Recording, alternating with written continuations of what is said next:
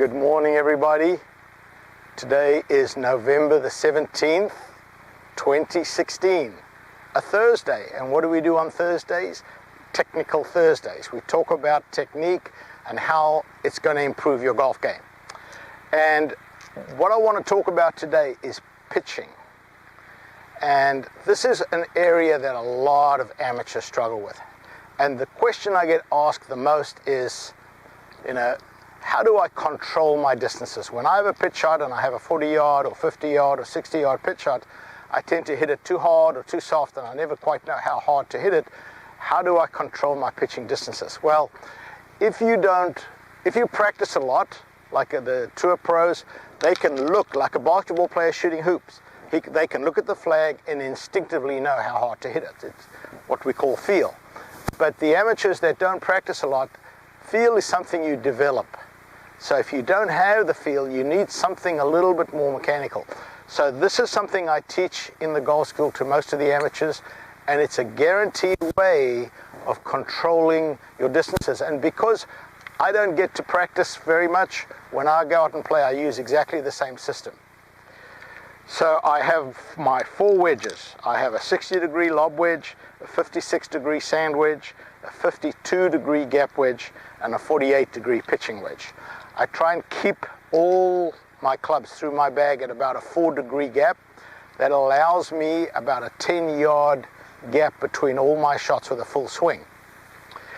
I will use my lob wedge for my pitch shots most of the time. Why? Because it's going to give me the most amount of height, and obviously if I can get it up high, it's going to give me quick stop. The ball's not going to roll very far, and if I don't have to calculate roll, I'm going to be much more accurate. You'll notice when the players play a golf course like the US Open or the British Open, where the greens are intentionally made firm and they have to calculate how far the ball rolls, the shot's a little more difficult for them to get close to the hole. If it's been raining, if you get any golf course that's soft, it's like throwing darts. The pros know exactly how far they hit the ball in the air. So what I'm going to show you here is how to control your air time. And I'm going to first of all take my lob wedge, ball position about 2 inches inside my lead heel, stance slightly open. I'm going to pull my front foot back and flare the toe open. That's going to preset my hips a little open at address. My shoulders are still square to the target, but my hips are slightly open, and I'm going to come back in a minute and explain why this is important.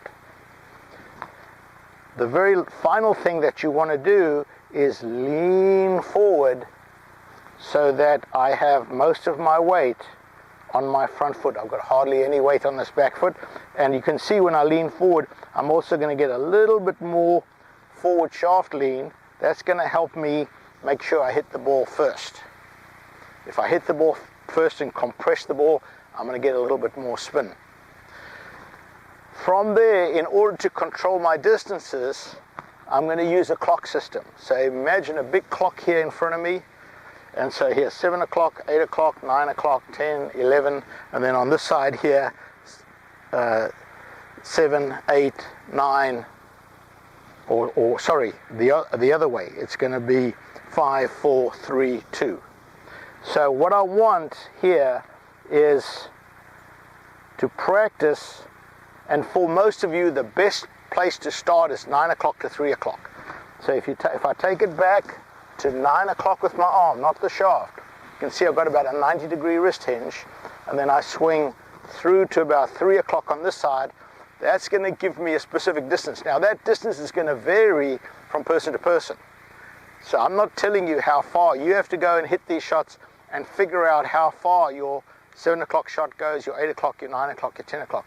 I'm suggesting start with a 9 because the 7's actually a little more difficult to do, as you'll see later on.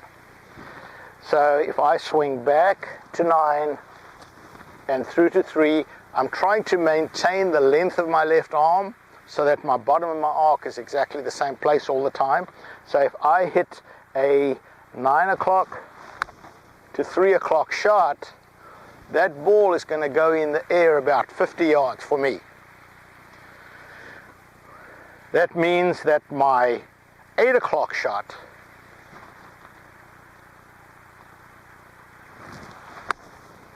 that is going to go about 40 yards for me, and then my 7 o'clock will obviously go 30 yards.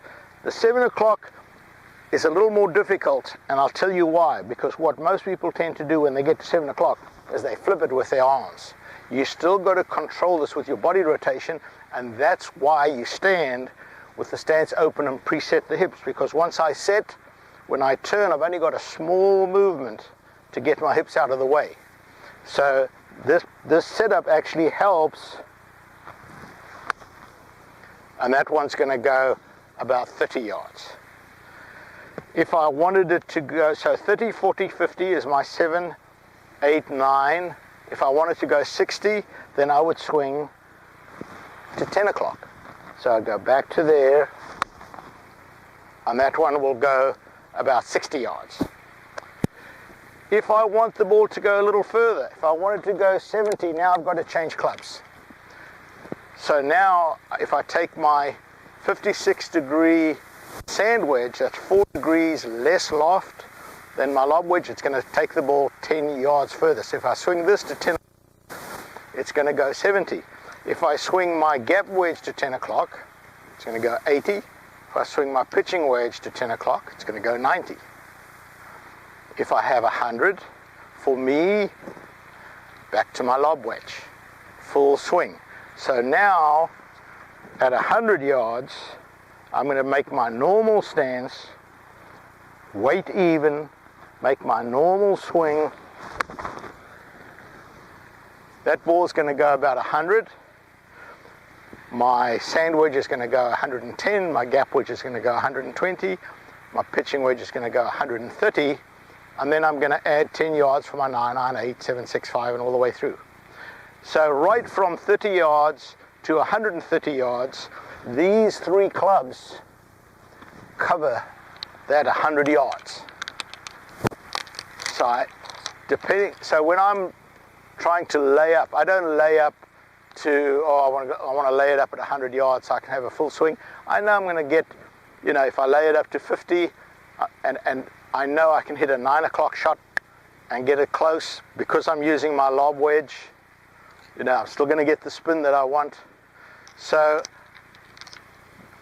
create a scale that is similar to what I've just explained. Create that scale for yourself with your 7 o'clock, 8 o'clock, 9 o'clock, 10 o'clock for these 3, and then a 10 o'clock sand wedge, a 10 o'clock gap wedge, and a 10 o'clock pitching wedge. And then your full swing, lob wedge, sand wedge, gap wedge, and pitching wedge. That should give you a really good scale that when you're on the golf course and you've got a 60-yard shot, when I'm on the golf course I have a 60-yard shot, I know that's my 10 o'clock lob wedge. Now, if it's a windy day and I want to keep the ball down a little bit, I can go to a 9 o'clock sand wedge. 4 degrees less loft, 1 o'clock less, I'm still going to get the 60 yards. So I can keep the flight down a little bit. So teach yourself these shots, and I promise you, not only will your pitching improve, but because you're getting a good body rotation and a good extension, your full swing is going to improve as well. Try it.